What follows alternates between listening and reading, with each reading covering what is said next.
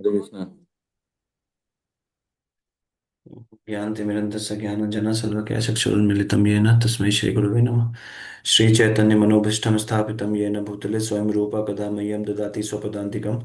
नमामि विष्णुपादाय कृष्णपृष्ठाय भूतले श्रीमते भक्तिवेदान्तस्वामिनिति नामिने नमस्ते सरस्वते देवे गौरवाणी प्रचारिणे निर्विशेषशून्यवादी पाश्चात्यदेशतारिणे। नमो महावदन्याय कृष्णप्रेमप्रदायते कृष्णाय कृष्णचैतन्य नामिने गौरतुषे नमः। हे कृष्ण करुणा सिंधु दीनबंधु जगतपते गोपेश गोपिका कांता श्री राधा कांता नमस्तुते तप्त कांचन गौरांगी राधे वृंदावनेश्वरी वृषभानुसुते देवी प्रणमामि हरिप्रिय वाञ्छा कल्पतरुभ्यश्च कृपा सिंधु च पतितानां पावनेभ्यो वैष्णवेभ्यो नमो नमः। जय श्री कृष्ण चैतन्य प्रभु नित्यानंद श्री अद्वैत गदाधर श्रीवासादि गौर हरे कृष्ण कृष्ण कृष्ण हरे हरे राम हरे हरे हरे कृष्ण। हम लोग पढ़ रहे हैं भगवत गीता अध्याय 2। कल श्लोक संख्या 40 था। आज हम लोग 41 और नहीं 41 था, और आज हम लोग 42 और 43 पढ़ेंगे। 42 एंड 43। 41 में हम लोग पढ़े थे कि व्यवसायत्मिका जिनका बुद्धि होता है, फिक्स्ड इंटेलिजेंस जिनका होता है, उनका क्या थॉट प्रोसेस होता है, क्या उनका बर्ताव होता है, कैसा उनका संकल्प होता है, क्या उनका ये होता है गोल होता है। और अव्यवसायी नाम मतलब जो अव्यवसायित्मिका है, मतलब जिसका फिक्स्ड इंटेलिजेंस नहीं है, जिसका फ्लिकरिंग माइंड है, उनका क्या थॉट प्रोसेस होता है। तो उसमें था कि व्यवसायत्मिका बुद्धिर एक एके कुरुनंदन बहुशाखा ह्यनंताश्च बुद्धेयो अव्यवसायी नाम।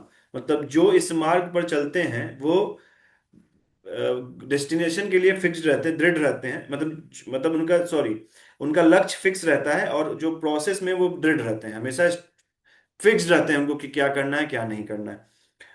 उनका लक्ष्य भी एक होता है। हे गुरुनंदन, जो दृढ़ प्रतीक नहीं है उनकी बुद्धि अनेक शाखाओं में विभक्त रहती है। मतलब उनका अलग अलग कामनाएं रहती हैं, और अलग अलग समय पे अलग अलग उनका इच्छा होता है। ऐसा नहीं कि कुछ भी उसका फिक्स रहता है। कभी पैसा चाहिए, कभी बड़ा घर चाहिए, कभी अच्छी लोग चाहिए, अच्छे स्वजन चाहिए, मतलब हर समय अलग अलग गुणों से अलग अलग उनका ये बदलते रहता है स्वभाव से। और जो प्रोसेस भी होता है वो भी स्वभाव से। जैसे किसी दिन रजोगुनी है तो उस दिन खूब काम करेंगे, जहां से पैसा यहाँ इन्वेस्ट, और किसी दिन ये हो गए सात्विक हो गए, बोलेंगे यार ये सब क्या है, चलो कहीं पहाड़ पे चलते हैं। तो क्या होता है, स्वभाव से वो अपने अपने गुण, स्वभाव से वो उनका जो क्रियाएं हैं वो भी बदलते रहते हैं। लेकिन जब कोई भक्त होता है, जब फिक्स्ड इंटेलिजेंस किसी का होता है, भक्त का ही फिक्स्ड इंटेलिजेंस होता है। किसी का फिक्स्ड इंटेलिजेंस नहीं है तो समझिए वो भक्त नहीं है, क्योंकि वो उसका उदृढ़ रहता है, उसको पता होता है कि क्या करना है और क्या उसका डेस्टिनेशन है, कैसे करना है और क्या उसका डेस्टिनेशन, इस दोनों के लिए वो फिक्स रहता है। तो ये हम लोग दो प्रकार का बुद्धि कल समझे थे। एक जिनका फिक्स्ड इंटेलिजेंस रहता है जो भक्त होते हैं, और जिनका फ्लिकरिंग होता है जो कि अभक्त होते हैं। आज हम लोग पढ़ेंगे इसी पे। जो अभक्त होते हैं, अभक्त मतलब जिनको भगवान पे विश्वास नहीं है, जो अभी भी भोग में ही मतलब कामनाओं के पूर्ति में ही लगे हैं, और अलग अलग कामनाएं उनको हर समय मन को उनके हमेशा परेशान उद्विग्न करते रहते हैं। तो आज हम लोग अगला जो उनका और जो क्वालिफिकेशन है कि 41, 42 और 43, ये तीनों श्लोक एक साथ पढ़ते हैं। लेकिन हम लोग 41 को अलग पढ़े थे, 42 43 को साथ में पढ़ेंगे। और 42 43 में हर जगह पढ़ेंगे तो दोनों साथ में दिया, लेकिन हम लोग इसको अलग अलग पढ़ने की कोशिश करेंगे, जिससे ये समझ में आए कि दोनों श्लोक को क्यों साथ में पढ़ते हैं, और क्या उसमें हम लोग सीख सकते हैं।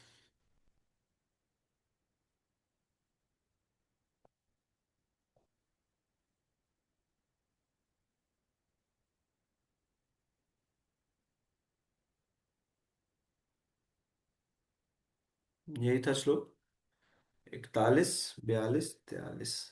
तो कल हम लोग इसका उच्चारण किए थे, आज एक बार कर लेंगे। समय आज नहीं ये करेंगे क्योंकि बहुत कुछ इसमें पढ़ना है दो श्लोक में।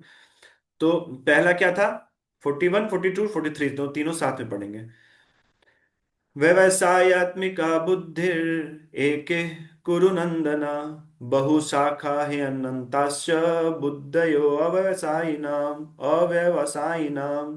यामिमां पुष्पितां वाचं प्रवदन्ते विपश्चितः वेदवादरताः पार्थ नान्यदस् अन्यदस्तीति वादिनः नान्यद अस्तीति वादिनः न अन्यद अस्तीति वादिनः यामिमां पुष्पितां वाचं प्रव प्रवदन्ते विपश्चितः वेदवादरताः पार्थ नान्यद अस्तीति वादिनः कामात्मानः स्वर्गपरा जन्म कर्म फल प्रदाम क्रिया विशेष बहुलाम भोग ऐश्वर्य गतिम प्रति।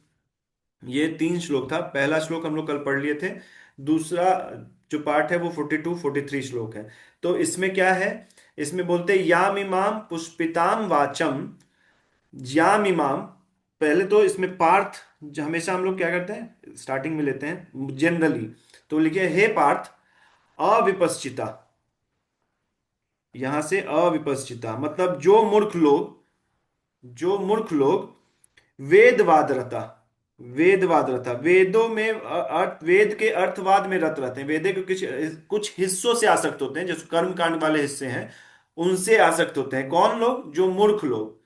जो मूर्ख लोग, ये हम नहीं बोल रहे हैं, भगवान बोल रहे हैं, जो वेद के कुछ हिस्सों से जिसमें उनको भोग मिलता है उससे आसक्त रहते हैं, और बाकी सारे जो पार्ट है उसको छोड़ देते हैं, मतलब उसको नहीं पढ़ते हैं, और वे वेदों में वर्णित जो कुछ हिस्से हैं उससे आसक्त रहते हैं। तो हे पार्थ अविपश्चिता वेदवाद रता, जो मूर्ख लोग वेद के अर्थवाद में रत रहते हैं, यामिमाम पुष्पिताम वाचम, जो फ्लावरी वर्ड्स है, वे वेदों में वर्णित जो मन को बहुत अच्छा लगता है लेकिन परिणाम विषकारी होता है। यामिमाम पुष्पिताम वाचम मतलब जो वेदों में वर्णित जो मन को बहुत अच्छा लगता है लेकिन जिसका परिणाम जो है वो हमेशा विषकारी होता है।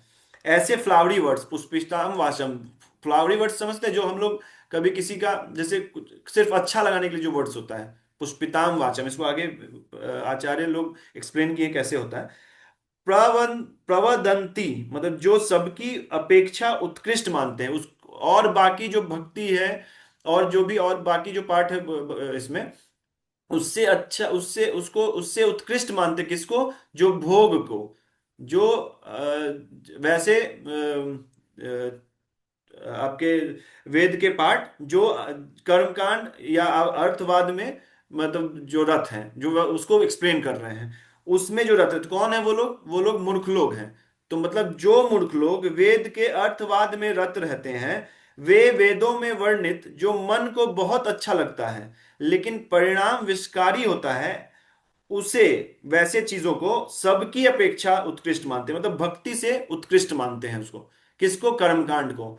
क्या मतलब कैसा कर्मकांड? जो कि सुनने में अच्छा लगता है, कर भोग मतलब जो मन को बहुत अच्छा लगता है लेकिन परिणाम विषकारी होता है। समझ रहे हैं बात को? तो ऐसे पाठ को वो मूर्ख लोग उसको उत्कृष्ट मानते हैं। किससे? भक्ति से। अन्यत न अस्ति, और उसके साथ साथ क्या करते हैं वे? स्वर्ग आदि, जो स्वर्ग आदि जो फलों के अतिरिक्त ईश्वर तत्व को भी नहीं मानते हैं। अन्यत न अस्ति इति वादिना मतलब क्या है? अन्यत और कुछ नहीं है, इसके अलावा और कुछ नहीं, जो भोग है वही सब कुछ है। जो और जो हम लोग कर्मकांड करते हैं जिससे कुछ फल मिलेगा वही सब कुछ है। यहाँ निकृष्ट फल मिलेगा और उत्कृष्ट फल स्वर्ग में मिलेगा। देखिए मुस्लिम्स लोग का भी तो यही है ना थॉट प्रोसेस, कि यहाँ नहीं है, एक दिन हम लोग अल्लाह जन्नत देंगे जहाँ पे बहुत सारे उनको स्त्रियां मिलेंगी और बहुत सारे सुख शांति मिलेंगी, यही तो है। तो फिर डिफरेंस दोनों में कुछ आपको दिख नहीं रहा होगा, बस ये है कि इसमें भगवान हम लोग बोल दिए, इसमें अल्लाह बोल देते हैं। और यही सी चीज क्रिश्चियंस में भी होता है। डिफरेंस क्या होता है? इससे भी हट के कोई चीज है। तो जो मूर्ख लोग हैं वो इसी में आसक्त होते हैं, वेदों के उस पाठ में, और उससे अन्यत और किसी चीज को नहीं मानते हैं। ये इस श्लोक में बोला गया है। समझ रहे बात को? अब है दूसरा है 43 श्लोक। क्या है? कामात्मान मानः स्वर्ग परा जन्म कर्म फल प्रदाम क्रिया विशेष बहुलाम भोग ऐश्वर्य गतिम प्रति। मतलब काम आत्मना, जो काम के द्वारा कलुषित चित्त वाले हैं, मतलब उसका जो आत्मा है वो काम ही हो गया है, उसको और कुछ दिखता ही नहीं, इच्छाओं के अलावा उनको कुछ और दिखता ही नहीं है। आचार्य एक्सप्लेन करते हैं कि उनको लगता है कि बिना इच्छाओं के, बिना कामनाओं के जीवन हो ही नहीं सकता है। आपको पता है मतलब जो लोग रजोगुण में हमेशा इच्छाओं में रहते हैं, हमेशा देखिएगा हमेशा बेचैन रहते हैं, हमेशा कुछ ना कुछ उसको उद्योग करना रहता है, कुछ ना कुछ करना होता है उसको। लेकिन जिनका कामनाएं, जिनका धीरे जैसे जैसे शांत होता है वो धीरे धीरे क्या होता है, सत्वगुण में आते हैं। आप देखिए एक एक बार एक जगह बैठता है वो 3 3 4 4 घंटे तक बैठे रह जाएगा। जैसे जैसे सत्वगुण बढ़ेगा ना, इसका मतलब ये नहीं कि आलसी है, उसको कहीं और मन लगा हुआ है। हम देखे हैं कितने भक्त हैं ऐसे जो एक जगह बढ़ते हैं, बैठेंगे, वो सुबह बैठेंगे और शाम तक वहीं बैठेंगे, वो एक बार वॉशरूम के लिए जाते हैं एक दो बार बस। मतलब उनका क्यों, क्योंकि उनका कामना से वो रहित है। तो भौतिक इच्छाएं हैं उनको धीरे धीरे कम, आप भी ये कुछ कर सकते हैं कि भौतिक जो इच्छाएं हैं उनको छोड़ के जो आध्यात्मिक इच्छाएं हैं, उनको बढ़ाइए। तो आप में अपने आप जो गुण है आपके परिवर्तन होते जाएंगे। अभी आप लोग इसको देखते भी होंगे, जो लोग थोड़ा बहुत भक्ति कर रहे हैं, तो काम आत्माना स्वर्ग परा, मतलब काम आत्माना जिनका काम के द्वारा, मतलब भौतिक इच्छाओं के द्वारा कलुषित चित्त वाले हैं, स्वर्ग परा, स्वर्ग चाहने वाले, मतलब स्वर्ग प्रार्थी सकाम पुरुष। सकाम मतलब आपको बताए थे, एक भोग की इच्छाओं से कोई किया गया कर्म को सकाम कर्म कहते हैं। जन्म कर्म फल प्रदान, जन्म तथा कर्म फल देने वाली है। या इससे पहले आप ऐसे लिखते हैं, भोग ऐश्वर्य गतिम, मतलब प्रति, मतलब भोग एवं ऐश्वर्य के प्राप्ति के साधन स्वरूप, जो काम के द्वारा कलुषित चित्त वाले हैं, काम की मतलब जो भौतिक इच्छाओं के द्वारा जो उसका जिसका चित्त एकदम हर लिया गया है, और जो स्वर्ग चाहने वाले हैं, स्वर्ग प्रार्थी सकाम पुरुष हैं, जो जो हर एक कर्म के पीछे कुछ ना कुछ इच्छाएं रखते हैं। भोग ऐश्वर्य गतिम, उनको कामना किस चीज का है, वो जो साधन स्वरूप किस, जो साधन भी करते हो किस लिए, भोग और ऐश्वर्य के लिए। और वो क्या देता है, जन्म कर्म फल प्रदान, मतलब जन्म तथा कर्म कर्म फल देने वाली है। जिस इच्छाएं, जो हमारी भौतिक इच्छाएं हैं, वही हमको बार बार जन्म और कर्म में डाल रही है। जो रीबर्थ बर्थ रिबर्थ जो है, birth and death birth and death, ये जो साइकिल है, इसमें बार बार ये भौतिक इच्छाएं ही इसमें हमको बार बार डाल रही है। इच्छाएं को ही प्यूरिफाई करना है। इच्छा खत्म, अगर देखिए जैसे जैसे लोग बढ़ता है उसका इच्छा धीरे धीरे चेंज होता है। जैसे पहले आपकी इच्छाएं कुछ और थी, अब इच्छाएं होती चलिए हम वृंदावन जाते हैं, चलिए हम सुबह, आज सुबह 2 बजे उठ के, तो इच्छाएं हैं, लेकिन ये इच्छा भगवत प्राप्ति के लिए है। ये इच्छा और वो इच्छा में डिफरेंस है, वो इच्छा बांधती है, ये इच्छा मुक्त करती है। तो सेम चीज को बस चैनलाइज कर देना है। सब कुछ सेम है, क्रोध भी है रहेगा, लेकिन पहले क्रोध अपने सुख, अपने भोग में कोई, या अपनी इच्छाओं में अगर कुछ नहीं, मतलब उसमें कुछ हनन होता था, या अपने जो थॉट प्रोसेस कोई हनन होता तो क्रोध आता था। अभी क्रोध कब आता है, जब कोई भगवान को भगवान के बारे में कुछ बोलता है या भक्त के बारे में जब कुछ को बोलता है तो क्रोध आता है। तो क्रोध भी वही है, इच्छाएं भी वही है, बस इसको प्यूरिफाई होता है। जैसे स्पंज वही रहेगा, लेकिन उसमें जो गंदगी है उसको कैसे निचोड़ेंगे, तो साफ गंदा पानी निकल जाएगा। फिर क्या होगा, जब साफ पानी डुबाएंगे तो साफ पानी उसमें एब्जॉर्ब एब्जॉर्ब पानी रहेगा, बस उसका फिल्टर आउट कर देना है। जो हमारी जो भी जो धारणाएं हैं, जो इच्छाएं हैं, जो हमारी जो भी स्वभाव है, उसको हम लोग हर एक चीज का आप यूज कर सकते हैं भगवान की सेवा में। समझ में आ रहा है इसको? आप इसको प्रैक्टिकली भी देख सकते हैं, कुछ भी ऐसा नहीं कि प्रैक्टिकल है यहाँ पे। तो जो काम वासनाओं में कलुषित जो चित्त वाले हैं, जिनका चित्त हमेशा काम वासनाओं में है, और स्वर्ग पड़ा वो स्वर्ग चाहने वाले हैं, वो भोग और भोग ऐश्वर्य यतिम गतिम प्रति, मतलब भोग और ऐश्वर्य की प्राप्ति के लिए ही साधन स्वरूप, सारे साधनों को इसलिए करते हैं क्योंकि भोग और ऐश्वर्य चाहिए। वो क्या करता है, जन्म कर्म फल प्रदान, जन्म तथा कर्म फल को देता है। समझे, ये 4 वर्ड समझे, कामात्मना, स्वर्ग पड़ा, भोग ऐश्वर्य गतिम, जन्म कर्म फल प्रदान। समझ रहे हैं यहाँ पे? देखिए काम आत्मना पहला वर्ड है, काम आत्मना, स्वर्ग परा, जन्म कर्म फल प्रदान, अब भोग ऐश्वर्य गतिम प्रति, ये हो गया। इतना समझ रहे हैं? अब क्या है कि इसको, अब उसके क्या, क्रिया विशेष बहुला क्या बोलते हैं प्रभुपाद जी इसको? भड़कीले उत्सव बहुलाम विविध, हाँ वही है। मतलब जो अलग अलग चीजों में लगे हुए हैं, जो भोग ऐश्वर्य के लिए जो अलग अलग चीजें जो वो कर रहे हैं, उसी को ये मतलब एक्सप्लेन किया। मतलब इसमें क्या है एक तरह से, कि ऐसे क्रियाओं में प्रति आकर्षित होते हैं, कैसे क्रिया विशेष बहुलाम, कैसे जो भोग और ऐश्वर्य के प्रति भोग और ऐश्वर्य दिलाए, जो और जो स्वर्ग को दिलाए और अनेक अनेक भोग दिलवाए, वैसे क्रियाओं के प्रति वो आकर्षित होते हैं, उसी को बोलते हैं क्रिया विशेष बहुलाम। समझ रहे बात को? तो पहला जो था 42 जो श्लोक था, वो था कि हे पार्थ, जो मूर्ख लोग वेद के अर्थवाद में रत रहते हैं, मतलब वेदों के कुछ हिस्सों में आसक्त रहते हैं, जो कर्मकांड होता है जो उनको भोग और ऐश्वर्य दिलाते हैं, वे वेदों में वर्णित जो मन को बहुत अच्छा लगता है लेकिन परिणाम विषकारी होता है, वैसे फ्लावरी वर्ड्स उसे सबकी अपेक्षा उत्कृष्ट मानते हैं। मतलब और बाकी जो भक्ति और वो बाकी जो ध्यान समाधि ये सब है, जो और भी बाकी जो भी भगवत प्राप्ति को दिलाता है, उसको वो निकृष्ट मानते हैं। और किसको उत्कृष्ट मानते हैं? जो उनको भोग दिलवाए, जो उनको भोग और ऐश्वर्य दिलाए, जो दूसरे में। अब वो मूर्ख लोग कौन है? काम आत्माना, जिनका चित्त जो है हमेशा कामनाओं और इच्छाओं से, भौतिक इच्छाओं से भरा हुआ है। और कौन मूर्ख है? वो देखिए, मूर्ख का ही क्वालिफिकेशन है उसमें, कौन कौन? कामात्मना स्वर्ग पर, अब भोग ऐश्वर्य गतिम प्रति। मतलब जो काम के इच्छा कलुषित चित्त वाले हैं उसको ही मूर्ख कहते हैं। जो स्वर्ग चाहने वाले हैं, स्वर्ग भी नहीं चाहते हैं भक्त, और भोग ऐश्वर्य गतिम प्रति, जो भोग और ऐश्वर्य के प्रति प्राप्ति के साधन स्वरूप है जो चीज क्रियाएं, उन्हीं को वो उत्कृष्ट मानते हैं। अब ऐसे करने से क्या होता है? तो वो जन्म कर्म फल प्रदान, वो बार बार जन्म और मृत्यु के चक्र में हमको डालता है। और उसको क्या बोलते हैं? उसको हम लोग मूर्ख बोलते हैं। विविध क्रियाएं, क्रिया विशेष बहुलाम, विविध क्रियाओं में, मतलब ऐसी क्रियाएं क्रियाओं के प्रति आकर्षित होते हैं जो उनको जन्म, जो उनको भोग ऐश्वर्य स्वर्ग ये सब दिलवाते हैं। दोनों श्लोक को आप अर्थ समझे। दोनों श्लोक अव्यवसायी नाम जो 41वां श्लोक में आया है, उसी का एक्सप्लेनेशन है कि वो कैसे होते हैं। तो सबसे पहले आप समझिए इससे कि अव्यवसायी नाम जो लोग होते हैं वो मूर्ख होते हैं।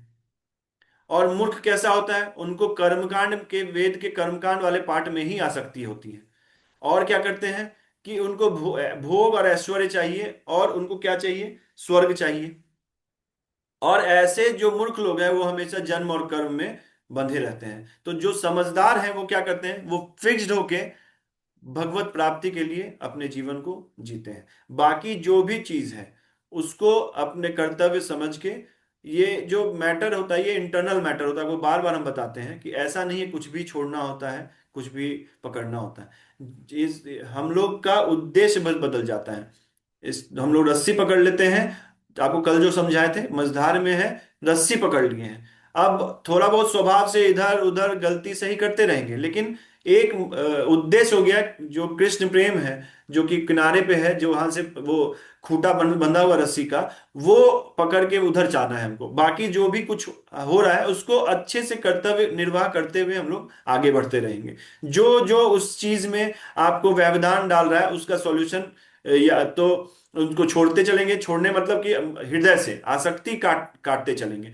और ये जो बंधन कटेगा तो आप और स्पीड से स्टीमर की तरह आप किनारे पे जाएंगे आप। तो ये दोनों श्लोक का अर्थ है। साधारणतः प्रभुपाद जी बोलते हैं तात्पर्य में कि अल्पज्ञानी मनुष्य वेदों के उन अलंकारिक शब्दों के प्रति अत्यधिक आसक्त रहते हैं जो स्वर्ग की प्राप्ति, अच्छे जन्म, शक्ति इत्यादि के लिए विविध सकाम कर्म करने की संस्तुति करते हैं। इंद्रिय तृप्ति तथा ऐश्वर्यमय जीवन की अभिलाषा के कारण वे कहते हैं कि इससे बढ़कर और कुछ नहीं है। और यही रीजन है जो हम लोग देवी देवताओं का जो उपासना करते हैं, इसके पीछे बहुत बड़ा रीजन ये होता है कि उनको पता होता है कि इस देवी से क्या मिलेगा। सरस्वती माता से को पूजा करेंगे तो विद्या मिल जाएगा। जो भक्त होते हैं उनको इस सब कुछ नहीं चाहिए। जो जड़ में पानी देता है, बाकी जो तना है, फ्लावर्स है, पत्ता है, सारा जहां जहां पानी पहुंचना है वो सब पहुंच जाता है। ऐसा नहीं है। जो जो भक्त है वो, जैसे आप किसी ससुराल में कोई नई दुल्हन जाती है, तो आप, ये हम बहुत लोगों को बताते हैं, आप देखिए वो उसका उद्देश्य क्या होता है? अपने पति को सुख देना। उनको किसी तरह से खुश करना है। लेकिन खुश करना उनका उद्देश्य है, ऐसा नहीं कि बाकी उनके अपने देवर को, उनके बच्चे को या माता पिता को ऐसा दुख देंगे तो पति खुश हो सकता, नहीं हो सकता है ना। उसमें क्या करते हैं, वो सबका सेवा करते हैं, सबको अच्छे से रखते हैं। क्यों? कि पति खुश हो। ठीक जैसे क्या है कि उद्देश्य क्या है कि भगवान प्रसन्न हो, कृष्ण प्रसन्न हो। बाकी जितने भी देवी देवताएं हैं उनको वैसे ही सम्मान करेंगे, जैसे उनको प्रसन्न करने के लिए, जैसे पति को प्रसन्न करने उनके जो रिलेटिव्स हैं उनको हम लोग खुश करते हैं। तो इस धारणा से हम लोग को पूजा करना चाहिए, पूजा करना चाहिए, आदर भी करना चाहिए, इज्जत भी करना चाहिए, क्योंकि वो भगवान के प्रिय हैं। और आप उनके आस कहीं भी नहीं हैं। आप एक बद्ध जीव है जिनका मन काम आत्माना है, जिनका बुद्धि सिर्फ भोग भोग और ऐश्वर्य में ही टिका है, जो भौतिक इच्छाओं में ही हम लोग का बुद्धि है। और वो जो देवी देवताएं हैं वो भगवान के प्रिय हैं, वो भगवान का सेवा में निरंतर लगे हुए हैं। तो ऐसे कामना करनी चाहिए, इच्छाएं भी ऐसी रखनी चाहिए। अगर करते भी हैं तो उपासना इसलिए करनी चाहिए कि भगवान का हमको भक्ति मिले, कि हमको सेवा भगवान का प्रदान हो।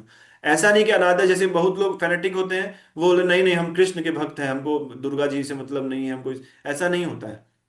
आप किसी की जिस जो भगवान के जो सबसे प्रिय वस्तु प्रिय लोग हैं उनको आप अनादर करके आप भगवान को प्रसन्न नहीं कर सकते हैं। इसलिए सबको प्रसन्न रखना चाहिए। और ऐसा नहीं है कि अब उन्हीं को श्रेष्ठ मान लेना चाहिए, श्रेष्ठ मान के अब उन्हीं के पूजा अभी है। अलग से आप उनका अभी ये अगर कोई कर रहे हैं तो वो उसी पाठ से आ सकते हैं जो वेदों के वो वेदों में वर्णित जो है कर्मकांड, उनसे वो आ सकते हैं। उनको अभी भी इस पे विश्वास नहीं है कि भगवान सब कुछ दे सकते हैं, अभी भी श्रद्धा नहीं है। हम लोग आपको कल बताए थे श्रद्धा का डिफिनेशन होता है कि कृष्ण भावनामृत द्वारा मनुष्य जीवन की सर्वोच्च सिद्धि प्राप्त कर सकेगा, व्यावसायित्मिका बुद्धि कहलाती है। श्रद्धा शब्दे विश्वास कहे, सुदृढ़ निश्चय, कृष्ण भक्ति कैले सर्व कर्म कृत है। मतलब जो कृष्ण का भक्ति किया है उसको सब मिल सकता है। उसमें इतना श्रद्धा, इतना विश्वास होना चाहिए कि जो भगवान का भक्ति कर रहा है उसको और कुछ करने का आवश्यकता नहीं है। और इसका मतलब ये नहीं है कि अनादर करे, करने का आवश्यकता नहीं है, ये हम नहीं बोलते हैं, ये आप कहीं भी पढ़ेंगे। अगर आपको इच्छा है तो आप अलग अलग उपनिषद पढ़िए, अलग अलग वेद पढ़िए, आप जो आपको पढ़ना है। और नहीं तो भगवत गीता पढ़िए। भगवत गीता में हर जगह 40 जगह, मतलब 700 श्लोक में आपको 400 श्लोक ऐसा मिल जाएगा जहां पे, मतलब हो सकता है अतिशयोक्ति हो, लेकिन बहुत जगह ऐसा मिल जाएगा आपको जहां साफ साफ लिखा है, अहम सर्वस्य प्रभुओ मत्तः सर्वम प्रवर्तते। मैं सबके प्रभु हूं, सारे लोगों के, ब्रह्मा तक के। समझ रहे? ब्रह्मा तक बदलते हैं, इंद्र भी बदलते हैं, सब बदलते हैं। तो सिर्फ भगवान नहीं बदलते हैं, भगवान हमेशा एक है, हमेशा एक नाम है उनका, एक नाम उनका एक भी है। वो हमेशा फिक्स रहते हैं, हमेशा वैसे के वैसे बने रहते हैं। ऐसा नहीं कि उससे इतना सारा सृष्टि बन रहा है तो वो कम हो रहे हैं, ऐसा नहीं है। जितना है उतना ही बने हुए हैं, हमेशा बने हुए हैं, ना बूढ़े। अभी हम लोग पढ़े थे कुछ श्लोक, एक श्लोक में। तो इसको ऐसे समझना चाहिए। अब देखिए कुछ कुछ वर्ड्स हैं इस श्लोक को, अब आपको देखने में समझ में आना चाहिए कि कौन कौन सा वर्ड का मतलब क्या है लगभग। ठीक है ना? किसी को कोई अभी तक डाउट है क्या, या कुछ ऐसा हम गलत बोले हों? जो लोग अभी दुर्गा पूजा कर रहे हैं बहुत भाव से, उस उनको वो कर सकते हैं। उनका भाव क्या होना चाहिए ये भी जानना चाहिए। किसी भी चीज से आसक्त होकर कोई कर्म किया गया उसको सकाम कर्म ही कहते हैं, उसको निष्कामता, निष्काम नहीं है। आप कुछ भी अपेक्षा कर रहे हैं किसी भी कर्म से, वो निष्कामता नहीं दे सके, वो हमेशा हमेशा सकाम है। तो सकाम कर्म को नहीं करना। अभी आगे इसके बाद हम लोग यही पढ़ेंगे इस अध्याय में ही, दूसरे अध्याय में भी है सकाम कर्म किसको कहते हैं। तो सकामता क्यों, जितना वो कम होके निष्कामता बढ़ेगा उतना आपको भक्ति में सुख मिलेगा।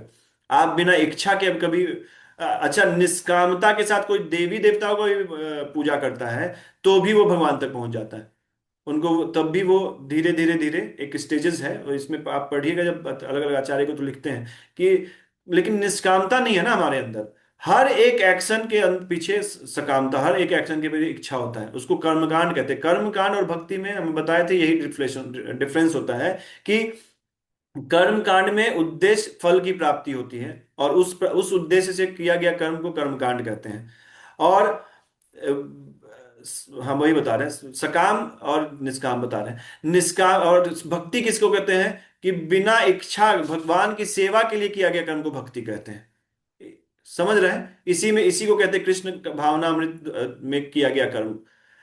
सकामता किसी भौतिक इच्छाओं से कोई भी कार्य कर रहे हैं, चाहे हम भगवान को दिया भी दिखा रहे हैं, चाहे दीप भी दिखा रहे हैं, फल भी चढ़ा रहे हैं, भोग भी लगा रहे हैं, अगर अगर कोई भौतिक इच्छा है, कोई ये उद्देश्य है कि हमको सुख मिले, शांति मिले, हमारा बच्चे को नौकरी मिल जाए, हमारा घर बड़ा हो जाए, अगर कोई भी भौतिक इच्छा है, बुद्धि बढ़ जाए, ये भी भौतिक इच्छा है, कोई भी चीज जो आपको भौतिक इच्छाओं से प्रेरित है, जो भी कोई भी कर्म ऐसा है जो भौतिक इच्छाओं से प्रेरित है, वो सकाम कर्म है। और कोई भी जो भगवान की सेवा के लिए है, वो निष्काम कर्म है। जो हमको कुछ नहीं चाहिए, सेवा भगवान को अच्छा लगता है इसलिए हम 40-45 किलोमीटर चल देंगे, हमको नहीं चाहिए कुछ भी। जो इसको ऐसे निष्कामता इसी को कहते हैं जिसमें त्याग में भी सुख मिलता है। उसमें कुछ छीनता भी है, छीनते भी है भगवान, तो उसमें भी सुख मिलता है। इसको आप समझ नहीं पाएंगे ऐसे, क्योंकि हमारा हम लोग वेदवाद रहता है। आत्म है ना, ये अभी जो पहला वर्ड का कामात्माना है, मतलब अभी देखिए कामात्माना। और अभी धीरे धीरे और पढ़ेंगे हम सकाम कर्म के बारे में आगे, अभी बहुत श्लोक आएगा, उसमें आप पूरे अच्छे से समझ पाएंगे कि क्या क्या है। तो इसमें क्या है, एक श्लोक याद आ रहा है उसमें ना, पत्रम पुष्पम फलम तोयम यो में भक्त्या प्रयक्षति। अब देखिए, लोग आज कहीं भी जाएगा, अरे नहीं भगवान तो एक फूल से भी खुश होता है, उनको क्या चाहिए, एक चाहिए, तो उसमें क्या है, यो में भक्तिया प्रयक्षति, भक्त के लिए ये है, जो भक्ति भाव से भगवान के लिए एक फूल भी देता है, उनके लिए ये चीज है। अरे भगवत गीता आप पूरा एक बार पढ़ लेंगे ना, तो कोई डाउट्स आपको नहीं रहेगा। भगवान से भगवान का भक्ति मांगना चाहिए, मांगना तो कुछ नहीं चाहिए, तभी तो निष्कामता आएगा। मांगना क्यों है, भगवान को आपके लिए जो बेस्ट है। जैसे हम लोग बचपन में थे, तो हम लोग को लगा कि हम लोग को 40 टीका लगा, पोलियो का लगा, हम लोग क्या करते थे, माँ का बाल खींचते थे, पिताजी को मारते थे, सब करते थे, बुद्धि नहीं था। लेकिन उनको ज्यादा बुद्धि था ना, आज नहीं तो लंगड़ाते हुए चलते, एक आंख टेढ़ा रहता, कुछ और ऐसा रहता। तो उस समय उनको दुख मिला, हम लोग को दुख मिला, बहुत कष्ट हुआ, फीवर भी हो जाता है बच्चों को, अगर सुई लगता है तो 1-2 दिन तक फीवर भी हो जाता है। लेकिन फिर भी माता पिता लगाते हैं, क्योंकि उनको पता है इसका हित किस में है। वो हम लोग क्या है कि क्षण भर के सुख को देखते हैं। और हम लोग क्योंकि आत्मा और शरीर का देखिए, हर एक जगह अगर आप इसको कॉन्सेप्ट को लगाए ना, आत्मा और शरीर के भेद को नहीं समझ रहे ना, हम लोग इस शरीर को क्या सुख मिलना चाहिए, इसी पे कॉन्सेंट्रेटेड है, और इसी पे बेस्ड कर्म कर रहे हैं। हम लोग भक्ति भी जिसको बोल रहे हैं, वो भक्ति कैसे, सकामता हुआ ना उसमें। हम लोग हर एक इच्छाओं से भगवान का सेवा करते हैं। अरे आप बोल रहे हैं कि भगवान मेरे स्वजन है, तो उनसे कोई इच्छा क्यों मांगना, क्यों मांगना भगवान से फिर। आप प्रश्न पूछ रहे हैं, आप कल आप बोल रहे थे कि मेरा भगवान मेरे फैमिली मेंबर्स है, तो उनसे क्यों मांगना। अगर आप पिता से कुछ मिलेगा प्रॉपर्टी इसलिए सेवा करें, तो क्या वो प्रेम हुआ। निष्कामता सुख देता है, इसको आप जब समझिएगा जब आप निष्कामता लाएंगे जीवन में। और सकामता हमेशा उद्विग्न करेगा मन को। भौतिक इच्छाएं जितनी रहेगी, मन हमेशा उतना उद्विग्न रहेगा। आप इसको थोड़ा सा फिल्टर फिल्टर आउट करके देखिए, और सकामता निष्कामता लाइए, आप देखिए आप निश्चिंत में रहेंगे, और जो आपको मिलना है उसके लिए आप मिलेगा भी। देखिए, हम बार बार बोलते हैं कि भक्त का जीवन में ऐसा नहीं है सुख और दुख नहीं आता है, ऐसा नहीं है कि भक्ति मतलब उनको सुख मिलना चाहिए, दुख मिल रहा तो भक्त नहीं है, ऐसा नहीं होता है, बार बार बोल रहे हैं आपको। अभी हम कल पढ़ रहे थे, वंशीदास बाबा जी महाराज है थे। आप पढ़े, भक्त लोग का जीवन पढ़ेंगे, और अभी आप देखिए, आप कि प्रभुपाद जी का देखिए पूरे जीवन आप देखेंगे, तो ऐसा नहीं है हमेशा सुख सुख मिला, वो सुखी रहे हमेशा। उनका जैसे बाहरी जो चीज है उनको बहुत उद्विग्न नहीं किया, कि देखिए कैसे है कि प्रारब्ध से उनको जो मिलना है वो मिलेगा, उसमें रिएक्शंस हमेशा अलग होता है। आप समझिए कि एक भक्त का, अगर आपका एक घर टूट जाए वो अतिक्रमण में, तो आप लोग सुसाइड कर लेते हैं, मर जाते हैं। और भक्त क्या कर लेंगे, भगवान ये मेरा कर्म है जो हमको मिला है, और इसमें अब अच्छा है कि घर टूट गया, अब बैठ के कहीं शांति से भजन करेंगे, नौकरी छूट गया, अब देखेंगे भगवान। अभी आप इसको समझेंगे नहीं ना, क्योंकि अभी बुद्धि में पूरी तरह से भोग है। उनको लग ही नहीं रहा है कि दुख में भी सुख मिलता है। जो भौतिक जो दुख आपको दिख रहा है उसमें भी सुख मिल सकता है, आपको ये अंदाजा है?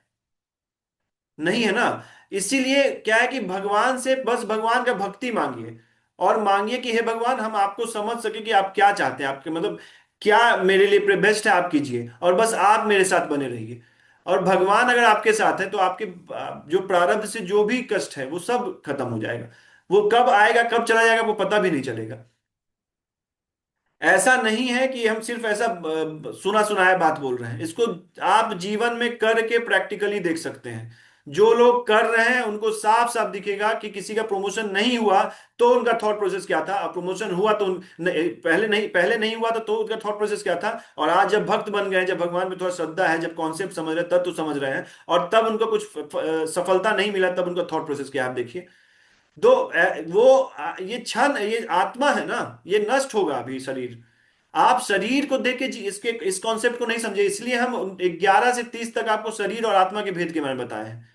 जब तक आप उसको नहीं समझेंगे, इस कॉन्सेप्ट को नहीं समझ सकते, जब तक बुद्धि भोग में लगा हुआ है, तब तक आप इस आत्मा के कॉन्सेप्ट को नहीं समझ सकते हैं। आपको ये समझ में ही नहीं आएगा कि कैसे किसी का जॉब छूटने पे भी उसको सुख मिल सकता है। आपको नहीं समझ में आएगा ये, क्योंकि आपके लिए उत्कृष्ट क्या है?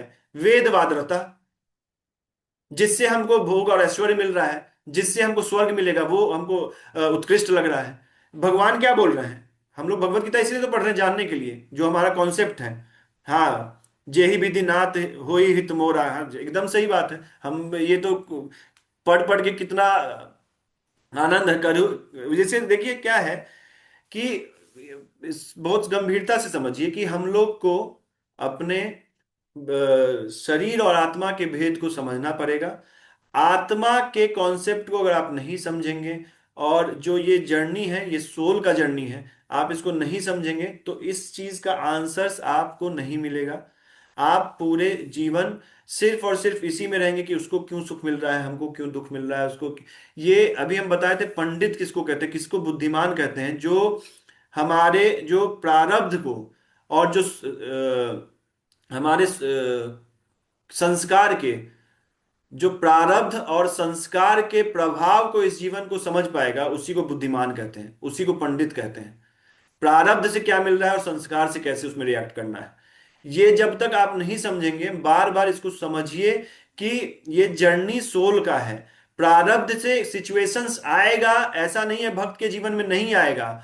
हाँ, लेकिन ये जो अभी जो चल रहा है वो पास्ट कर्म्स है, और अभी जो आप कर रहे हैं वो आगे का कर्म है। और भक्ति अगर तीव्र करेंगे तो पहले का प्रारब्ध भी कटता है। अभी आप भगवत गीता पूरा पढ़े नहीं है, जब पढ़ेंगे तो आपको सबका आंसर मिलेगा। प्रारब्ध, जब आप तीव्र भक्ति करते हैं तो प्रारब्ध भी कटता है। अच्छा, अभी क्या है, जो भक्ति है, आप बोलेगा उसको सहना पड़ेगा। हाँ, सहना पड़ेगा, लेकिन उसको सहने का शक्ति भी भगवान देंगे। अगर सहने का शक्ति आपको भगवान दे दिए, अगर मान लीजिए आप बॉडी बिल्डर हैं, 20 किलो आटा आपके इस पे रख दिया गया, आपके लिए क्या है, आप उठा के चल देंगे। लेकिन आप एकदम पतले दुबले हैं और वही 20 किलो आटा आ गया, तो फिर क्या करेंगे आप? समझ रहे हैं बात को? तो वो जो जो बिल्ड करता है हमारा, जो हमारे जैसे मान लीजिए कोई, अब क्या है कि ये है ऐसा श्लोक, ऐसा है, मतलब एक कथा भी है कि जिसमें दो लोग, दो दोस्त से, उसमें क्या था, एक दोस्त बहुत पापी था और दूसरा दोस्त बहुत सात्विक था। हमेशा वो गंगा स्नान करता था, जब करता, जो भी अपने आध्यात्मिक क्रियाएं हैं वो करता था। लेकिन देखा गया कि वो धीरे धीरे, वो मतलब कभी अमीर नहीं हुआ, हमेशा वो इतना ही बना रहा, कुछ थोड़ा बहुत खा लेता था, कहीं से मांग के, भिक्षा मांग के, ऐसे करके खाता था। और जो जो विमुख था वो नशा करता था, पूरा घूमता था, स्त्री गमन करता था, सब कुछ करता था। उसको एक दिन दोनों आ रहा था, तो दोनों एक जगह गड्ढा था उसमें टकराया। तो जो भक्त था उसको टकराया तो उसके पैर में कांटा चुभा, एक कांटा चुभा, बहुत जोर से दर्द हुआ उसका। और दूसरा दोस्त था, वहां जहां टकराया वहां मिट्टी में उसको सोना मिल गया और हीरा जवाहरात मिल गया। अब आपके अकॉर्डिंग तो हम लोग को वैसा ही जीवन जीना चाहिए, लेकिन समझिए कॉन्सेप्ट क्या होता है कि वो जो भक्त था उसको वो आखिरी दुख था, और वो दुख में उसको बहुत ज्यादा मिलना था, उसका हो सकता था पैर कटना था, जान जा सकता था, लेकिन भगवान क्या कि एक उसमें वो कांटा चुभा के छोड़ दिए उसको। कष्ट हुआ, लेकिन फिर उसके बाद उसका जीवन, पूरे जीवन पूरा अच्छे से भजन किया, अच्छे से जीवन बीत गया उसका, और जो भगवान के धाम चला गया। और जो वो नशा जो कर रहा था, जो भी गलत गलत काम कर रहा था, ऐसा नहीं है इसको मन गढ़ंत कहानी है ये, आपको पहले पढ़ना पड़ेगा, समझना पड़ेगा। उसके बाद क्या हुआ कि बहुत लोग ऐसा इसलिए बार बार बीच में बोलते हैं कि हमको पता है, तो अरे नहीं ऐसा नहीं है, ये तो खाली कहानी है। तो इसको करके देखना पड़ेगा ना आपको, कहानी नहीं है। तो फिर क्या है कि उनका क्या था, लास्ट उसका सुख था, एक ही साथ उसको दे दिए। उसके बाद क्या किया, उसने खूब नशा किया, खूब खत्म किया, और उसके बाद जीवन लोक भी बिगड़ा और परलोक भी बिगड़ा। अब अंत में जिसका बुद्धि इतना काम वासनाओं से किसी, अब 84 लाख योनि में जीता और वो मुक्त हो गया। तो आप इसको समझिए कि ये जो जर्नी है ना, ये आपके शरीर का नहीं है, ये आत्मा का जर्नी है, और उस पे प्रारब्ध और संस्कार कुछ इफेक्ट डाल रहा है। उसको जो समझ जाता है उसी को पंडित कहते हैं, उसी को बुद्धिमान कहते हैं। जो इसको नहीं समझता है वो मूर्ख है।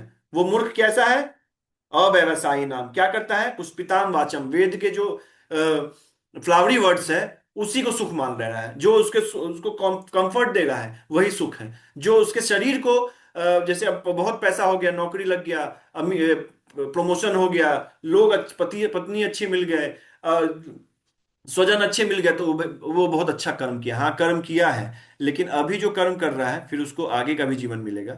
ऐसा नहीं कि वो जीवन अभी खत्म हो जाएगा। लेकिन जो ये इस चीज को समझ लेता है और उसके अकॉर्डिंग जीवन जीता है, वो बहुत अच्छे से इसको समझ पाएगा कि क्यों उसके जीवन में ऐसा आ रहा है और उस समय कैसे हमको रिएक्ट करना है।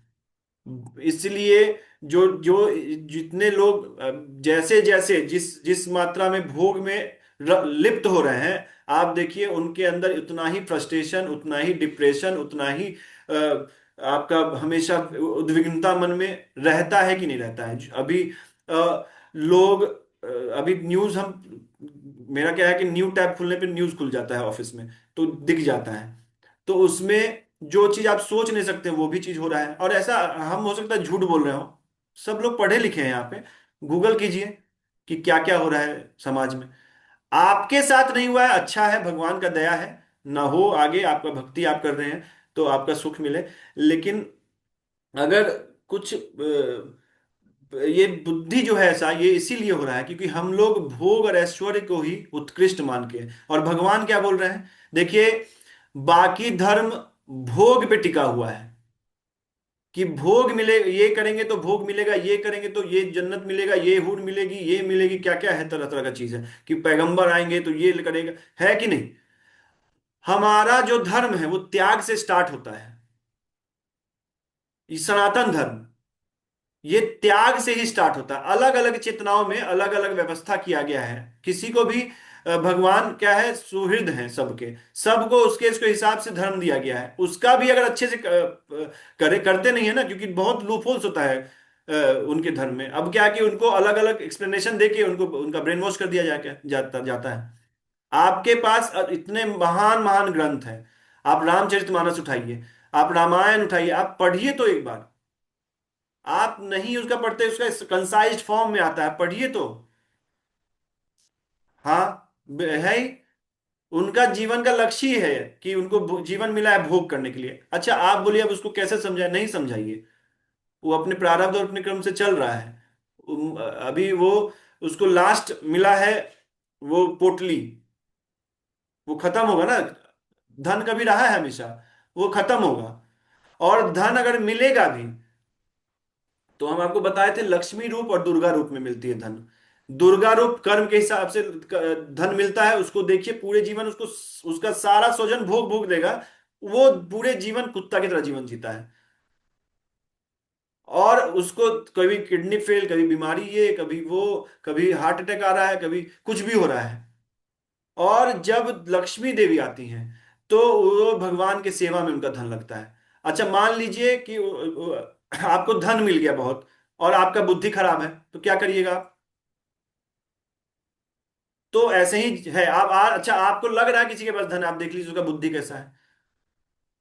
उसको लगेगा किसी तरीके जैसे किसी गरीब का 20 रुपए कम करवा लेता है तो उसको उसमें बहुत सुख मिलता है, और कार में बैठ के फिर अपनी पत्नी को ही बोलता है, साला 20 रुपए ले रहा था हमसे ज्यादा, अभी उसको बताते हैं 20 रुपए हमसे। अभी भक्त कैसा है, वो 40 रुपए दे के आएगा और उसको उतना ही सुख भी मिलेगा।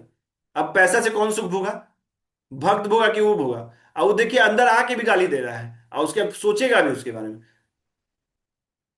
फटा हुआ नोट उसको दे दिए। अब भक्त कैसा होता है, फटा हुआ नोट देता है तो ले लेता है कि दे दीजिए हमको ये वाला फटा, हम आपको दे देंगे। भले उसको, उसका भी वैसा कोई नहीं है कि जुगाड़ है कि वो कहीं चेंज करा लेगा, हम लोग तो बैंक में चलिए हो जाएगा, लेकिन उसको तो उसको पता भी नहीं है कि अभी हम आपको बता रहे हैं भक्त लोग कैसा होता है। एक भक्त था, हम लोग परिक्रमा कर रहे थे राधा कुंड में, उसको 500 रुपया दिया, उसका कंठी टूट गया था इसीलिए मांगा था, नहीं तो नहीं मांगता, क्योंकि गुरु देखते तो फिर उसको गुस्सा होता। तो हमसे कंठी का पैसा बोला कि प्रभु जी कंठी खरीद दीजिए हमको। तो हम बोले कि 500 रुपये दे दिए उसको, 5 ही का नोट था। तो 300 में कंठी आया, 200 रुपये लेके आ जाए मेरे पास आके, प्रभु जी 200 रुपये रख लीजिए आप। हमने, नहीं नहीं आप रखिए ना, आप कुछ मतलब कुछ अपना कर लीजिए, सेवा आप करते रहते हैं। विश्वास कीजिए, हम राधा कुंड में रघुनाथ दास गोस्वामी जी का समाधि है, हम वहां प्रणाम किए। और हम जब उठे, वहां एक खिड़की है, राधा कुंड दिखता है वहां से। हम, पता है, वो 200 रुपये किसी साधु को दे दिया। आप कर पाएंगे आप? वही 200 रुपये था उसके पास, और 200 रुपये साधु को दे दिया तुरंत। बोला राधा को, हम फिर कुछ दिन के बाद, कुछ महीने के बाद उसको बोले कि तुमको पैसा नहीं देंगे, तुम हमको बोलते थे कि तुमको जरूरत था। तो ये बहुत लोग मिले हैं, कृष्णानंद है वो, अभी बहुत 22 साल का लड़का है। कर पाएंगे आप कि उतना जितना पैसा सारा दे दें आप? और उसको पता भी नहीं है कि कहाँ रहेगा, कैसे खाएगा वो। और उसको आप कभी मिलिएगा, आप उसको, चार, खाली आईएएस आईपीएस को प्रीच करता है, इलाइट प्रीचिंग करता है, कोई नॉर्मल लोग को बताता ही नहीं है कुछ। खाली आईएएस आईपीएस, जितना वाराणसी के बहुत बड़े बड़े योगा टीचर हैं, क्या क्या है देखिएगा उसको। अब 22 साल का लड़का है। तो निष्कामता क्या देता है आपको समझ में आना चाहिए। भक्त का जीवन देखना चाहिए, हम लोग को भक्त का चरित्र पढ़ना चाहिए। भक्तमाल एक ग्रंथ है, गीता प्रेस में आता है, उसमें जो वैष्णव लोग हैं, लास्ट में दिया है रघुनाथ दास गोस्वामी जी का, पढ़िए। जितनी सुंदर, उस समय 12 लाख रुपया उनको सालाना मिलता था, 500 साल पहले। 1 लाख रुपया महीना उनको खाली कर मिलता था, खर्च करने के बाद उस सेविंग्स था उनका। 12 लाख रुपया है किसी का सैलरी अभी? है तो किसी तरह से जी रहे हैं, घर चला रहे हैं। उनको उस समय 12 लाख रुपया मिलता था। और 12 लाख रुपया मिलता था, 11 सैनिक उनके देखरेख में थे कि भाग न जाए। और पत्नी, जैसे मिस वर्ल्ड उस समय की होगी, उनको खोज के दिया गया था कि इसको आसक्त हुई है गृहस्थ में, नहीं तो इसको, वो उनको भी छोड़ दिए। वो 11 12 लाख रुपए जो मिलता है उनको भी छोड़ के रात में भाग गया। कितना दिन तक, 15 दिन 16 दिन पैदल चलते रहे। और जब वहां पहुंचे रघुनाथ दास गोस्वामी, पुरी में चैतन्य महाप्रभु के पास, तो वहां उनको अच्छा अच्छा भोग मिला, तो खाते थे। फिर बोले नहीं, हम यहाँ भोग के लिए नहीं आए हैं। तो क्या करते थे कि वो उसको भी त्याग दिए, मंदिर के पास से जो चावल मिलता था उसको खाते थे, और दिन भर वहीं जगन्नाथ जी को देखते रहते थे, दिन भर खड़े होके। फिर उसके बाद क्या कि वो भी छोड़ दिए। तो देखिए वो, उनको क्या मिल रहा है, वो त्याग रहे हैं, त्याग रहे हैं, उनको सुख मिलता जा रहा है। और हम लोग क्या रहे हैं, भोग रहे हैं, भोग रहे हैं, और दुख मिल रहा है। ये आपको अच्छे से डिफरेंस समझ पाएंगे। हम हम मेरा पर्सनली हम बता रहे, जिस भी रेशियो में हम त्यागे हैं, उस रेशियो में वो सुख मिल रहा है। जिस रेशियो में आप त्यागेगा, आपको सुख मिलेगा। और त्याग में ही सुख है, इसको आप समझ पाएंगे अपने जीवन से। जब आप, हम बोले थे फ्लैट देखने जाते तो पहले बाथरूम देखते हैं कि वहां साफ सुथरा है कि नहीं। अभी होटल देखने गए, आप बताइए क्या देखते हैं आप सबसे पहले? देखते हैं भाई, ऐसा नहीं देखते कि वहां आसपास खाना मिलता है कि नहीं, पहले देखते हैं कि भाई बाथरूम सही है कि नहाना, और ये बाथरूम जाने में ये हो। कहीं भी जाएंगे, राधा गोविंद महाराज बताते हैं कि आप देखिए, वहां भी पता चलता है त्याग में सुख है। तो इसको आप ऐसे समझ सकते हैं। मतलब ये श्लोक पढ़ना तो ठीक है, लेकिन जो हम बता रहे हैं वो इस श्लोक को सिनर्जी क्रिएट कर, स्ट्रांग बना रहा है इस धारणा को। ये धारणा ही तो नहीं बना है, धारणा ही तो यहां घुसा हुआ है कि हमको भोग चाहिए तभी सुख मिलेगा। सुख मिल रहा है तो भक्त है। अरे वो भक्ति कर रहा है, उसको तो दुखी मिल रहा है, उसके तो माँ बाप उससे गुस्साए हुए हैं, उसके तो माँ, उसके तो उससे कोई तो बात ही नहीं कर रहा है। अरे वो तो, आपको पता है वंशीदास बाबा जी महाराज क्या करते थे? वो करते थे, अपने कुटिया के सामने सड़ा हुआ मछली बिछा देते थे। अब सड़ा हुआ मछली महकता था, कोई अंदर आता ही नहीं था, बैठ के भजन करते थे। समझ रहे बात को, कि भक्त लोग का जो चरित्र है पढ़ना चाहिए, तब समझ में आएगा भक्ति क्या है। प्रभुपाद जी को पढ़िए आप, तब आपको समझ में आएगा कि हम लोग क्यों, कैसा भगवत गीता पढ़ रहे हैं, किस भाव में लिखा गया है, क्या सोच के लिखे हैं। और अच्छा बताइए, इसमें हम कुछ भी आपको बोले क्या कि आपको घर छोड़ना है, द्वार छोड़ना है, पत्नी को छोड़ना है, नौकरी छोड़ना है? भावना परिवर्तन करना है, जो हमारा थॉट प्रोसेस उसको चेंज करना है। ऑफिस गए, कोई कुछ बोल दिया, तो खुश होना चाहिए कि इसी लायक हैं हम, कुछ ना कुछ किए हैं जो मिला है। कर्म को जानता है ना, वो बुद्धिमान है, प्रारब्ध को जानता है उसके साथ क्यों हो रहा है, उसको सहना चाहिए। तान तितिक्षस्व भारत, भगवान बोले कि उसको सहना चाहिए। जो भी है, जैसे भोग नहीं मिला, उससे कोई कष्ट हुआ, हाँ ठीक है कष्ट हुआ क्योंकि संस्कार ऐसा है, लेकिन उसको सह लीजिए, अरे कोई बात नहीं, ऐसा होना है, यही होना है, समझ में आ रहा है। अगर उस बच्चा को उस समय पता चलता सुई क्यों लग रहा है, रोता थोड़ी ना। आपको तो पता चल गया सुई क्यों लग रहा है, कि आगे आगे का कि हमको पोलियो नहीं होगा, क्या मलेरिया नहीं होगा, तरह तरह की बीमारी है वो नहीं होगा, तो आपको तो पता चल गया, तब भी आप क्यों बच्चा की तरह रो रहे हैं।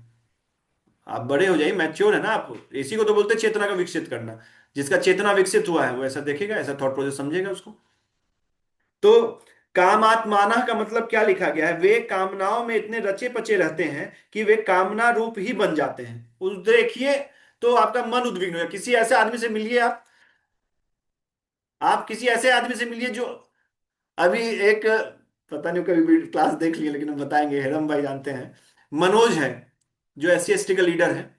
आप उससे मिलिए, वो बेचैन रहेगा, हमको अरे सर कहा नहीं बोले, मतलब हर समय कुछ ना कुछ उसका इच्छा रहेगा। आप उसके साथ 10 मिनट बैठ जाइए, आपको लगेगा दुनिया कितना खराब है यार, सब परेशान है। अच्छा, आप किसी साधु के पास जाइए, हर आदमी गाली दे रहा है, तब भी लगे यार सब निश्चिंत, सब ठीक। आप इसको महसूस किए हैं जो वृंदावन गए हैं, और जो थोड़ा बहुत साधु से मिले हैं उनको, अरे आप साधु छोड़िए, मेरे ऐसा गिरा हुआ आदमी से मिलेंगे तब भी आप थोड़ा बहुत आपके स्तर से तो ठीक ही रहेगा। आपको लगेगा यार ये तो निश्चिंत है, इसको तो जीवन में बहुत चीजें, फिर भी क्या है सुख में। तो हम क्या बोल रहे हैं कि आपको समझना पड़ेगा कि जिस रूप में आप मन से त्यागिए, मन से त्यागिए, जो मिल रहा है उसमें प्रसन्न रहिए।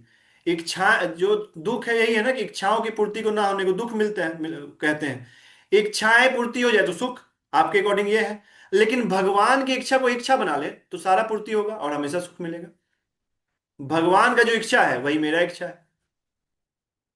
आप समझिए, एक नाव पे एक भक्त बैठा था, तो क्या हुआ कि तूफान आया, तो सब लोग परेशान। वो क्या किया, पानी लेके और नाव में डालने लगा। तो बोला क्या कर रहा है, क्या कर रहा है, तो बोला बस यही इच्छा है प्रभु का। फिर क्या हुआ, तूफान शांत हुआ तो फिर पानी बाहर निकालने लगा। तो बोला क्या करते हो तुम ऐसे, तुम पागल की तरह। बोले नहीं, पागल की तरह नहीं है, हम भगवान का जो इच्छा था वही अपना इच्छा बना लिए थे। भगवान का इच्छा था कि नाव डूबे तो हम डुबा रहे थे, और ना भगवान का इच्छा नाव बचे तो पानी निकाल के भेज रहे थे। तो आप समझिएगा इस चीज को, भक्त को। तो भक्त को समझने के लिए ये तत्व समझना चाहिए। सिर्फ आप रामायण सीधे पढ़ेंगे, ये भागवत पुराण पढ़ेंगे, तो आपको तत्व समझ, लीला समझ में नहीं आएगा जब तक आप तत्व नहीं समझे, किस भाव में भक्त लोग रहते हैं, किस भाव से वो किया गया है, किस भाव में भगवान गिलहरी को ऐसे, सोचिए गिलहरी जब पुल बना रहे थे क्या की, वो उठा उठा के डाल रही थी ना, छोटा छोटा कुछ ऐसा। अब समझिए उसके भावनाओं को, आप क्या समझिएगा, अभी लॉजिकल क्या है उससे क्या हो जाएगा। तो भक्त का भाव समझने के तत्व समझना चाहिए, तत्व जब तक नहीं समझेंगे तब तक आप भगवान का लीला नहीं समझेंगे। तो उसी भक्त की तरह जब ये वंशीधर बाबा जी को जब ये बीमारी होता था, तो जो चीज उनको नहीं खाना चाहिए था वही खाते थे। अब बात आप मानिएगा इस चीज को, लिखा है, कलम पढ़े तो हमको लगा कि जो चीज उनको अवॉइड किया जाता था, जैसे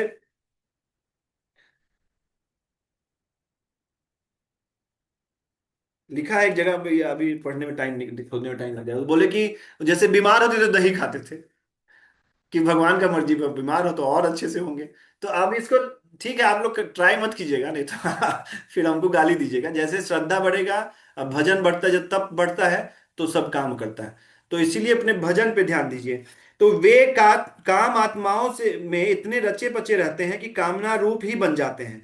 उनको अपने में और कामना में भिन्नता ही नहीं दिखती। उनका तो यही भाव होता है कि कामना के बिना आदमी जी नहीं सकता, कामना के बिना कोई भी काम नहीं हो सकता, कामना के बिना आदमी पत्थर की तरह जड़ हो जाता है, उसको चेतना भी नहीं रहती। ऐसे भाव वाले पुरुष काम आत्माना रहते हैं।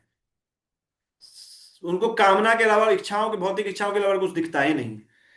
अब क्या है, स्वर्ग पढ़ा किसको कहते हैं, स्वर्ग में बढ़िया से बढ़िया दिव्य भोग मिलते हैं, इसलिए उनके लक्ष्य में स्वर्ग ही सर्वश्रेष्ठ होता है, और वे उसकी प्राप्ति के में ही दिन रात लगे रहते हैं, उसको स्वर्ग पढ़ा कहते हैं। अब क्या है, वेद सकाम कर्मों में प्रीति रखने वाले को वेदवाद रता कहते हैं।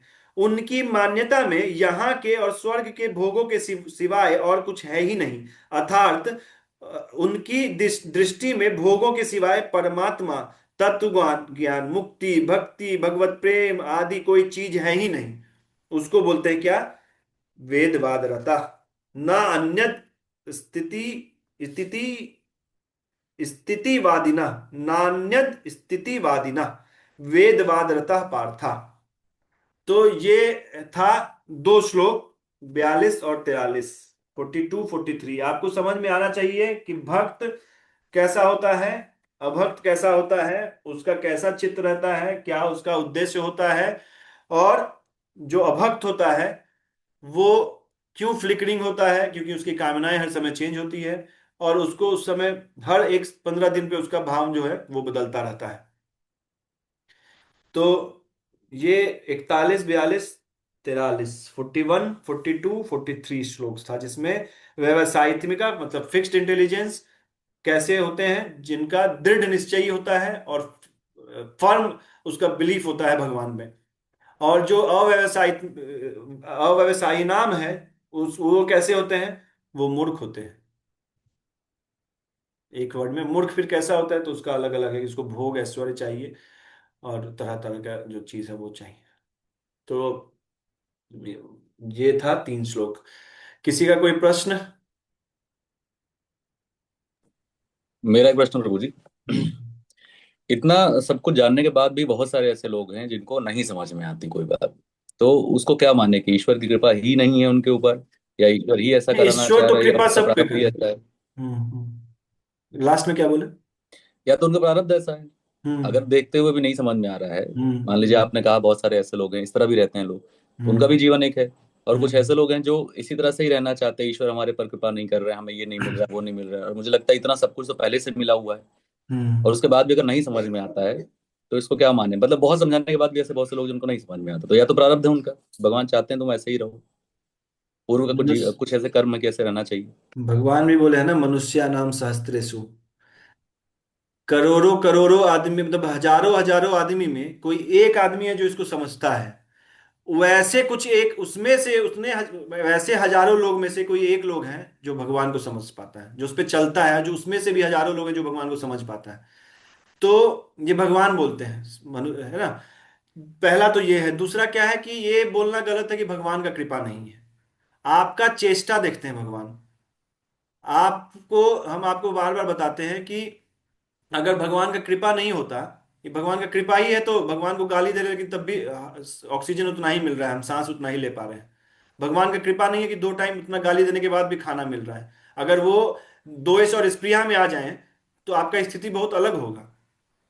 तो ये तो समता ही दिखाता भगवान को कि आपको इतना कुछ करने के बावजूद, भगवान को न मानने के बावजूद भी आपको उस सारे सुविधाएं तब भी मिल रही हैं, कि आपको खाना भी मिल रहा है, आपको रहना ही मिल रहा है, आपको सांस आप ले पा रही हैं, खा रहे हैं तो पच जा रहा है। भगवान की कृपा नहीं, बोलते नहीं है वो, एक भजन भी है, आप खा रहे हैं वो पच जा रहा है, वो भी भगवान का कृपा है। नहीं तो कितना, हम मेरे नानी के घर में एक आदमी था, उसको बाथरूम नहीं होने से मर गया था।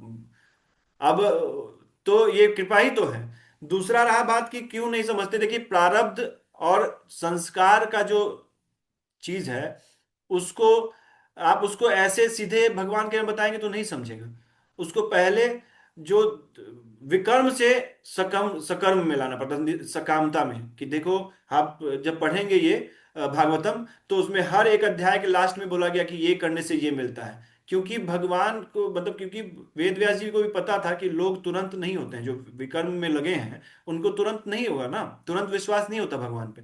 तो उनको पहले सकर्मता दिया जाता है, पहले कि ठीक है ये करो तो ये मिलेगा ये। जब अब यहाँ जो लोग हैं ऑलरेडी उसी में हैं, जो सकामता में हैं, तो उनको निष्काम बताया जा रहा है। तो एक अलग अलग स्टेजेस में होता है। अब जैसे कैसे उनका प्रारब्ध, जैसे कीर्तन सुनना, ये सब चीज से तुरंत प्रारब्ध जो, तुरंत संस्कार जो है वो बदल जाता है, आपको भगवान में मन लगेगा। पहला तो ये था पार्ट। दूसरा पार्ट है कि क्या समझे हम इसको। तो प्रारब्ध और उस संस्कार का ही उसमें ये है जो चल रहा है। मनुष्य शरीर मिल गया है पिछले कर्म से, लेकिन जो भी अभी कर रहा कर रहे हैं, उनका आगे उनका प्रभाव होगा। उनको समझाया नहीं जा सकता, उनके लिए प्रार्थना किया जाता है। और जो शुद्ध भक्त होते हैं वो उनको भी भक्ति दे देते हैं। उनको किसी भी तरीके से आप खुद में देखिए कि आपको धाम आने का क्या प्रभाव था। आपसे हम कुछ लोग हैं, उनको कुछ नहीं आता था, लेकिन हम उनको प्रभुपाद जी का टिप दिए, हरे कृष्ण महामंत्र चला दिए, हम बोले दिन भर सुनते रहिए आप उनका ये देखिए। हम लोग को उस प्रोसेस पे विश्वास नहीं है, इस चलते हम लोग अपना बुद्धि लगाते हैं। हमको क्या लगता है कि हम बहुत अच्छा बोलते हैं, हम अपने मन का बोलेंगे तो आप लोग सुनेंगे नहीं, हम सिर्फ और सिर्फ पढ़ के और प्रभुपाद जी का और अलग अलग आचार्य का बताते हैं, इसलिए आपको अच्छा लगता है। तो कहने का मतलब क्या है कि इस प्रोसेस पे विश्वास कीजिए। और यही इसी प्रोसेस पे बेस्ड है जो नाम संकीर्तन इस्कॉन करता है। इसी की उसका कहीं ना कहीं किसी न किसी तरीके से अज्ञात सुकृति बढ़े, जिससे उसको किसी न किसी जन्म में भगवान का भक्ति मिले। अब उसको कैसे आप चेंज कर सकते हैं? उसको चेंज किसी भी तरीके से, उसको जैसे धाम में ले आइए। नहीं धाम में आ रहा तो उसको प्रभुपाद जी का टेप चला दीजिए, कोई ऐसा कीर्तन भेज दीजिए। जैसे उसको उसके लेवल से समझाना पड़ेगा। अगर आप उसको सीधे निष्कामता समझाएंगे तो वो नहीं समझेगा, उसको ये लॉजिक समझ में ही नहीं आएगा। अब क्या है कि उसका मन इसलिए नहीं लग रहा क्योंकि जो संस्कार है उस स्वभाव से बिगड़ा हुआ है, तमोगुण बढ़ा हुआ है। अब क्या है कि हम लोग तो जानते हैं कि प्रकृति क्रियमाणा निगुणे कर्माणि सर्वसा। तो जो भक्ति का डॉक्टर होता है वो इंटरनली काम करता है। विश्वास कीजिए, बहुत लोग यहाँ इसलिए है क्योंकि हमको कोई बताया था कि कैसे गुण काम करता है। उसको किसी भी तरीके से सत्वगुण में लाएं। जब तक वो सत्वगुण में नहीं आएगा तब तक वो भक्ति को नहीं समझ पाएगा। इसलिए पहले हम नॉनवेज और ये नशा इस सब के लिए बोलते हैं, वो भक्ति नहीं है। जो हम लोग कर रहे हैं, जो हम लोग नशा छोड़ रहे हैं और भगवान का नाम ले रहे हैं, भक्ति भगवान का नाम ले तो नहीं, जैसे सुबह उठ रहे हैं, सुबह उठ के नहा रहे हैं, तिलक लगा रहे हैं, ये सब भक्ति नहीं है। ये एक प्लेटफॉर्म क्रिएट करता है जिसमें भक्ति टिक सके। तो पहले वो प्लेटफॉर्म क्रिएट करना पड़ता है, उसमें बहुत समय लगता है, बहुत बर्दाश्त करना पड़ता है। बहुत लोग जब जुड़े थे तो बहुत तरह तरह का देवी देवताओं में लगे थे और उनको ही सर्वश्रेष्ठ मान के करते। अभी उनको हम तुरंत बता देते आस्था तोड़ते, श्रद्धा तोड़ते, तो ये भी अपराध है। किसी का भगवान बोलते हैं, किसी का किसी में श्रद्धा लगा है तो उसको लगे रहने देना चाहिए, लेकिन साथ साथ में हाईयर चीज को बताना चाहिए। कैसे? हम उसको बोले तुम चार माला किया करो महामंत्र का। अभी हम लोग को लगता है कि ऐसा, ये एकदम लॉजिकल प्रोसेस है। इसको आप किसी से हम तो एक्सपेरिमेंट कर करके कर रहे हैं। जो 15 लोग जुड़े हैं एक्सपेरिमेंटे करके जुड़े हैं। अभी कितने लोग थे इसमें हर दिन मांस खाते थे, हर दिन नशा नशा करते थे, हर दिन मास्टरबेट करते थे। ऐसे ऐसे लोग हैं जो इतने ऐसे ऐसे घृणित कार्य में लगे थे। लेकिन हम उसको तुरंत नहीं बोले कि आप छोड़ दीजिए। हम बोले तुम नाम जप करो। जब भी फोन करता था उसको बोलते तुम नाम जप किया है। क्योंकि हमको लगता है कि हम लोग समझा के, आप बताइए ना, आप किसको देखें कि एक आदमी को समझा दिया हो, एक अपने बच्चा को समझा दिया हो कि नहीं ऐसा नहीं नहीं समझा सकता है। और आप देखिए कि हम 15 लोग अभी सुन रहे हैं ना मेरा, ये मेरा बड़ाई नहीं है, हम नहीं कुछ किए हैं। हम उतना विश्वास किए हैं शास्त्रों पे, हम प्रभुपाद जी के वर्ड्स पे उतना विश्वास किए हैं कि हाँ ऐसा होता है, और फिर उसको किए हैं। जब खुद किए तो दृढ़ता बना, तो हम फिर बताएं सबको।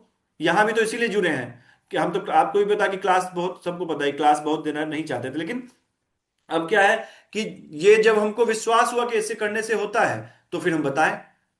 और बताइए कि कोई हमको कुछ दिया हो, बस एक तरफा इसको आपको लग जाएगा लगन कि यार किसी को बता दे, किसी को बता दे। अब इसी में जो बेवकूफ है उसको लगता है यार इसका कोई फायदा है, इसको कुछ चाहिए।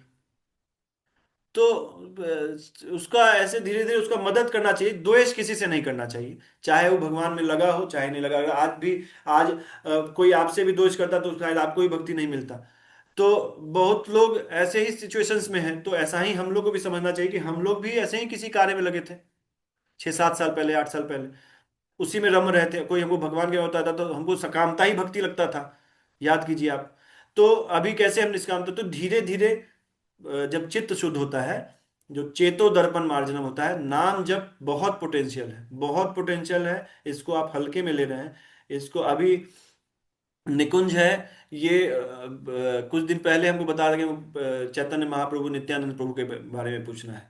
अभी आप बताइए ना किसको ऐसा है इस संसार में कि जानता भी होगा, कितना लोग तो नहीं जानते होंगे। लेकिन कैसे? अभी नाम जप से हम इसको वही बोले कि तुम समझ रहे हो कि तुमको ऐसा ये हो रहा है, ये सब नाम जप का असर होता है। इसलिए हम उसको बोले कि तुम अभी कुछ भी ऐसा मत करो, तुम अभी 16 माला का ट्राई करो।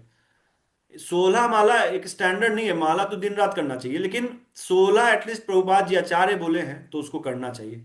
जो तत्त कर्म प्रवर्तनाथ हम बहुत बार बोलते हैं कि जैसे जैसे साधु लोग बोले हैं वैसे वैसे आंख बंद करके करना चाहिए, अपने अहंकार को शांत करके। अहंकार हमेशा क्वेश्चन करेगा, अरे ऐसे क्यों, हम अपना तरीका बताएंगे, हम अपना कल इसलिए हम डांटे थे माता जी को, उनको इसलिए हम डांटे क्योंकि अपने मन से नहीं लगाना, विश्वास करो ना जो शास्त्र बताया है, जो साधु बताया है, जो गुरु बता रहे हैं उस पर विश्वास करो। ठीक है आपका भावना अच्छा, भगवान आपके अपने हैं, लेकिन उसको विश्वास करके फिर चलिए कि जो हमको बताए हैं गुरु साधु शास्त्र वो ही सही है। समझ में आ रहा है? तो उसका आंसर मिल गया होगा शायद। तो वैसे हैं, उसको द्वेष नहीं कीजिए। प्रचार इसीलिए बोला गया, जो प्रचार इस्कॉन कर रहा है वो प्रचार कल हम एरम भाई को बताया कि प्रभुपाद जी के प्रति हमेशा कृतज्ञता रहिएगा, कि जो आदमी आज गुरु भी चुन लिया, गुरु भी चुन पा रहा है, या साधु के प्रति ये भी हुई कि प्रभुपाद जी की फिलोसफी से ही है। तो हमेशा इस चीज का वैल्यू समझना चाहिए, जो हम लोग को शास्त्र बताया है, गुरु बताया है, साधु बताया है, गुरु साधु शास्त्र, इसको प्रमाण मानना चाहिए और इसी से मैच करके कर्म को एग्जीक्यूट करना चाहिए। ठीक है। और किसी का कोई प्रश्न?